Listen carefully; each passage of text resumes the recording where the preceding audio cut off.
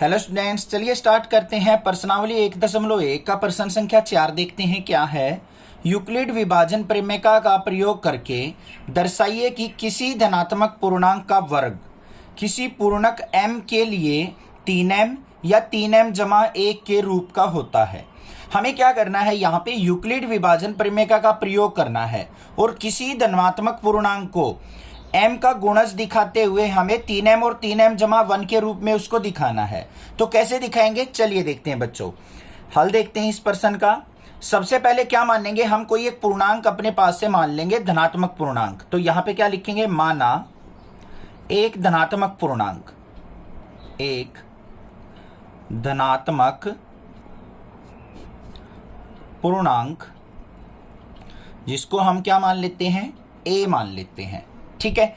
अब जो यूक्लिड विभाजन प्रमेय का होती है हमारी, वो किसके बराबर होती है बच्चों, a बराबर है बी क्यू जमा आर के, यही तो होती है। अब देखो यहाँ पे ये 3m जमा में 1 दे रखा है, ये 3m दे रखी है। अगर मैं इसको इसके साथ तुलना करूं तो यहाँ पे देखो ये किस रूप में है, 3m जमा 1। अगर यहाँ पे मैं तुलना करूं तो 3 किसके बराबर है हमारा, b के। तो यहाँ पे क्या हो जाएगा, b का मान बराबर है किसके हो जाएगा, 3 के। b का मान भी पता चल गया। अब यूक्लिड विभाजन प्रमेय का क्या होती है हमारी, यूक्लिड प्रमेय से क्या होगा, a बराबर है बी क्यू जमा आर, यही तो होती है। अब देखो a बराबर है b का मान कितना बच्चों, 3, तो 3 क्यू जमा में r के मान को हमें नहीं पता, तो r का r रहेगा हमारा। अब जो ये r होता है उसका मान कहां से कहां होता है हमारा, किस किस के बीच में लाई करता है, हमेशा 0 से बड़ा होता है और छोटा होता है किससे, b से। यही तो पढ़ी है आपने कंडीशन कि जो r का मान होता है, जो शेषफल होता है, वो हमेशा 0 से बड़ा होगा या उसके बराबर होगा और b से हमेशा छोटा होता है। तो यहाँ पे देखो r का मान क्या होगा हमारा, 0 से बड़ा होगा और छोटा होगा b के मान से। b का मान कितना था, 3। तो यहां पे क्या लिखेंगे हम, r के संभावित मान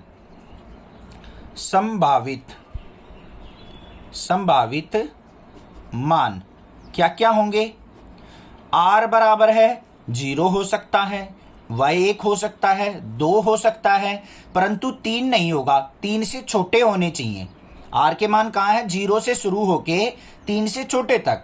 तो 3 से छोटी मान क्या है हमारे, 0, 1 और 2। यहां पे अगर बराबर का निशान होता तो हम 3 भी ले लेते। तो यहां पे r के 3 संभावित मान हमारे हो सकते हैं। तो यहां पे क्या लिखेंगे हम, अतः जब r बराबर है 0 हो, r का मान क्या हो, 0, तो a इज इक्वल टू क्या होता है, b क्यू जमा r। तो a बराबर है किसके हो जाएगा हमारा, b का मान कितना था, 3 क्यू जमा में r का मान कितना है बच्चों, 0। तो a बराबर है 3 क्यू जमा 0 हो गया। और इसको अगर मैं लिखूं तो a बराबर है 3 क्यू, लिख दूंगा या नहीं लिख दूंगा। अब यहां पे ध्यान से देखो, उसने क्या पूछा था, किसी धनात्मक पूर्णांक का वर्ग। ये चीज ध्यान रखनी आपको, वर्ग कहाँ है उसने। तो यहां पे तो वर्ग है नहीं हमारे पास, तो हमें इसका क्या करना पड़ेगा, वर्ग करना पड़ेगा। तो यहां पे क्या करेंगे, दोनों ओर वर्ग करने पर तो वर्ग कर लो, इसका भी वर्ग करेंगे और इसका भी वर्ग कर देंगे। इसका वर्ग करेंगे तो क्या आ गया, a की पावर 2, यहां पे 3 का वर्ग करेंगे तो 9 हो गया, और क्यू का वर्ग करेंगे क्यू की 2। ठीक है। अब यहां देखो a की 2 बराबर है 9 को मैं कैसे लिख सकता हूं, 3 गुना 3, बिल्कुल लिख सकता हूं, 3 गुना 3 क्यू स्क्वायर। और यहां पे क्या लिख लेंगे हम, माना 3 क्यू स्क्वायर बराबर है m के।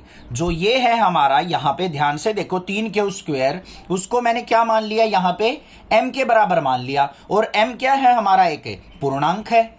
और यहां पे क्या लिख देंगे हम, एक बार लिखेंगे बस, m पूर्णांक है। तो यहां पे देखो बच्चों ध्यान से, a स्क्वायर बराबर किसके आ गया, 3 गुना में 3 क्यू स्क्वायर की जगह हम क्या रखेंगे, m। तो a स्क्वायर बराबर किसके आ गया, 3m के। देखो यही कहा था उसने, पहली संख्या क्या होनी चाहिए, 3m के रूप में होनी चाहिए, ये हमने यहां पे दिखा दी। अब दूसरी संख्या हमें क्या दिखानी है, 3m जमा 1 के रूप में होनी चाहिए, तो वो भी देखते हैं। एक तो r का संभावित मान 0 था, दूसरा r का संभावित मान क्या हो सकता है, 1 हो सकता है। तो यहां पे क्या लिखेंगे हम, जब r बराबर है 1 हो तो हमारा क्या हो जाएगा प्रमेय, a बराबर है bq जमा r होता है, तो a बराबर b का मान 3q जमा r का मान क्या हो जाएगा 1, 3q जमा 1 हो गया। अब यहां भी हमें वर्ग चाहिए क्योंकि वर्ग की ही धनात्मक पूर्णांक पूछी है। वर्ग करने पर कर लो भाई वर्ग, यहां पे करेंगे वर्ग, a का स्क्वायर बराबर है 3q जमा 1 का वर्ग कर लो, क्या आ जाएगा यहाँ पे, a की 2 बराबर है 3q जमा में 1 का वर्ग करेंगे तो देखो यहाँ पे a जमा में b की 2 की हम यहाँ पे फॉर्मूला लगाएंगे, क्या हो जाएगा, a की 2 जमा b की 2 जमा 2ab, यही तो होता है। तो यहाँ पे क्या बन गया हमारा, 3q का स्क्वायर, 3q का वर्ग जमा 1 का वर्ग जमा यहाँ पे 2 गुना 3q गुना 1 हो गया। तो a की 2 बराबर किसके आ गया बच्चों, यहाँ पे ध्यान से देखो, 3q का स्क्वायर करेंगे 9q स्क्वायर, यहाँ पे 3 दूनी 6q जमा में 1 का वर्ग 1, ठीक है। अब यहाँ पे देखो a स्क्वायर बराबर है, इन दोनों में से क्या कॉमन आ रहा है हमारा, 3 कॉमन आ रहा है, तो 3 बाहर निकाल लिया, अंदर क्या बच गया, 3q की 2 जमा में यहाँ पे क्या बच गया 2q, और पीछे क्या बच गया, ये जमा का 1, ठीक है। अब जो ये संख्या आई है हमारी 3 का गुणज जो आया है ये वाला मान, इसको हम क्या मान लेते हैं m, माना 3q स्क्वायर जमा 2q बराबर है m के, इसको m मान लिया, तो a स्क्वायर बराबर किसके आ गया बच्चों, 3m जमा 1, इसको हमने m रख दिया तो 3m जमा 1 के रूप में आ गया हमारा। अब यहाँ पे कोई दिक्कत नहीं है। अब एक और रह गया बस हमारा, r का मान क्या हो सकता है, 2 भी हो सकता है, तो यहाँ पे लिखेंगे जब r बराबर है 2 हो, r बराबर है 2 तो हमारा क्या हो जाएगा, a बराबर है 3q जमा में r की जगह हमें क्या रखना है 2। अब इसका भी वर्ग कर लेंगे, वर्ग करने पर वर्ग करेंगे तो क्या हो जाएगा यहाँ पे बच्चों, a की 2 बराबर है 3q जमा में 2 का वर्ग, तो इसको ओपन करो, a की 2 बराबर है 3q का वर्ग करेंगे तो 3q का वर्ग हो गया, 2 का वर्ग करेंगे तो 2 का वर्ग, इस तरीके से लिखेंगे, जमा में 2a भी होता है तो 2 गुना 3q गुना में 2 लिख दिया। अब इसको हल करो, a की 2 बराबर है 3q का स्क्वायर करेंगे तो 9q का वर्ग, 2 का वर्ग करेंगे 4 जमा में 3 दूनी 6 दूनी 8q, ठीक है। अब देखो इसको कैसे लिखो, a की 2 यहाँ पे 9q स्क्वायर, और यहाँ पे क्या आ जाएगा मेरे पास, ये हमारे पास 3 दूनी 6 दूनी 12 आएगा, और यहाँ पे क्या आ जाएगा, जमा में 12q और जमा में 4, कोई दिक्कत नहीं है, कोई प्रॉब्लम नहीं होनी चाहिए। अब देखो इस 4 को मैं टुकड़े करके लिख सकता हूं या नहीं, ऐसे a की 2 बराबर है 9q स्क्वायर जमा में 12q जमा में 4 को मैं 3 जमा 1 लिख सकता हूं, कोई प्रॉब्लम नहीं है। अब देखो यहाँ पे a स्क्वायर बराबर है, इसमें से क्या कॉमन आ रहा है हमारा, 3 बाहर आ रहा है, तो 3 बाहर ले लिया, अंदर क्या बचेगा 3q स्क्वायर जमा में 4q, और जमा में यहाँ से 3 बाहर गया तो 1, और बाहर ये 1 अकेला बच जाएगा। अब हमें क्या करना है, जो ये हमारी संख्या आई है इसको हम क्या मान लेंगे m के बराबर, तो यहाँ पे क्या लिखेंगे, माना 3q स्क्वायर जमा में 4q जमा 1 बराबर है m के, तो ये हमारा क्या आ गया, a स्क्वायर बराबर है 3m जमा 1, तो ये भी हमारा क्या आ गया यहाँ पे 3m जमा 1 के रूप में। समझ में आई बात यहाँ पे।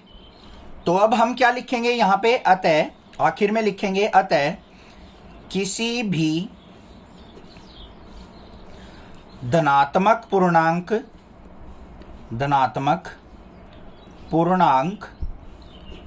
का वर्ग किस रूप में होगा हमारा, 3m जमा 1 के रूप का होगा, 1 के रूप का होगा। बस यही हमें दिखाना था। जो भी हमारे r के संभावित मान थे उन तीनों पे हमने देख लिया कि वो 3m और 3m जमा 1 के रूप का आ रहा है। समझ में आ गया किस तरीके से करना है। कोई भी दिक्कत लगे आप मुझसे पूछ सकते हैं, अदरवाइज चैनल को सब्सक्राइब कर ले, क्योंकि आने वाली क्लासेज की वीडियो भी आपको इस चैनल पे मिल जाएंगी। Thank you students.